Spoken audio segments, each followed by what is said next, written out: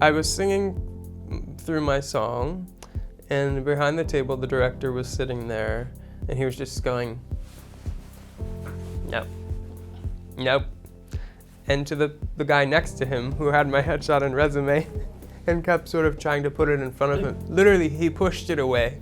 The director pushed it away, and just went, nope, nope, just kept getting louder and louder. I am not a singer, and I had to sing at an audition, and they actually had a piano guy, and the piano player at one point just stopped, like, bump! You know? You're like, oh guys, I'm not a singer. It's so humiliating, do you know what I mean? You're like, maybe I should do it a cappella, and he's like, whatever you call that. Like, but if you don't have a humiliation story about auditioning, you're not an actor. I was going in for a show, and I was kind of just starting out, and my agents made it very clear to me that I had to go in.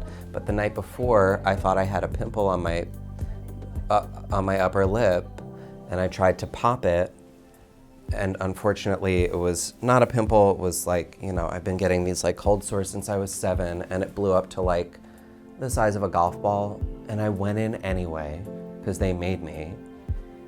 And I decided in the waiting room for this audition that I was like, how am I going to address the elephant in the room? The giant elephant on my face.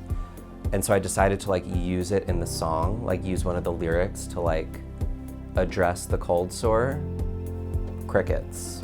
No callback. Yeah, it wasn't, don't do that.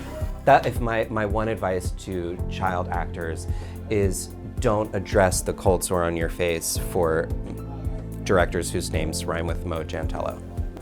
I have a vague recollection of auditioning for Julie Taymor many years ago, and I either had to be a puppet or act like I had a puppet or something, and I discovered in that moment, as she did, that that's not something I can do. So she was very nice about it, but I still wake up screaming. I was singing for Kathleen Marshall, and it was a hot summer day in New York City, and I had on a little halter and some cutlets, some chicken cutlets, right, to like help the girls. And one of them started to slide down my torso because it was a warm day, and so to help it, I just gave a little, just thought that would look fine, but still kept singing and doing this, which didn't feel good. So I thought I'd bring the other hand up, and then went all T-Rex. Did not book that job. And one of my first auditions back in New York was this huge dance call, and I considered pretending to faint because I was like, I'm embarrassing myself.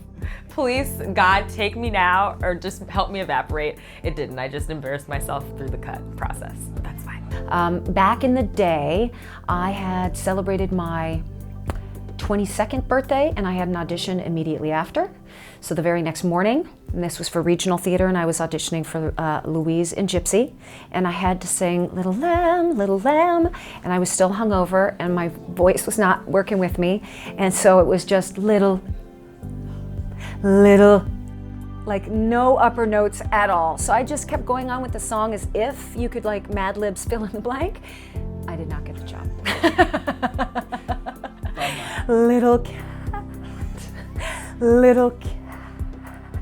Probably for Sunday in the Park, I'm not sure, but I do remember singing Send in the Clowns, which I sing a lot because I love that song, and I'm just screwed up all the words.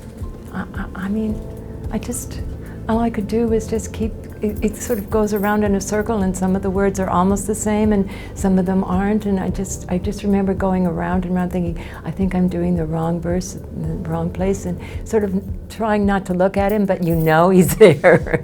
It was pathetic. It was pathetic. But I got the job.